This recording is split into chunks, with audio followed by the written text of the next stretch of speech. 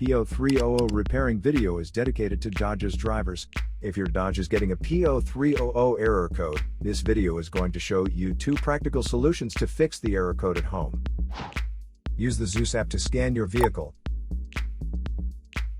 and you find the error code is P0300. It indicates that 2 or more cylinders are experiencing misfires.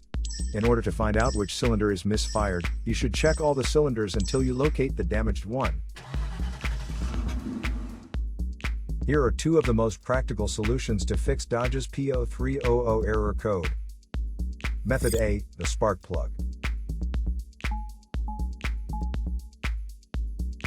The spark plugs are located at the engine end of the wires under the plug covers that attach them.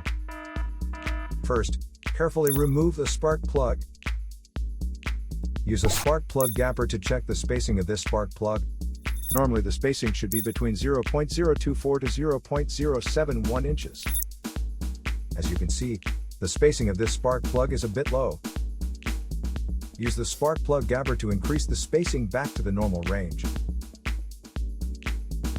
But if you see there is obvious damage on the spark plug, just simply replace it with a new one. Method B, the ignition coil. Ignition coils are usually installed directly at the cylinder head above the spark plug. First, carefully remove the ignition coil from the engine. Check to see if the ignition coil is either stained or damaged. If the ignition coil is covered with engine oil or stains, simply clean it with a WD-40 cleaner. Otherwise, replace the damaged ignition coil with a new one.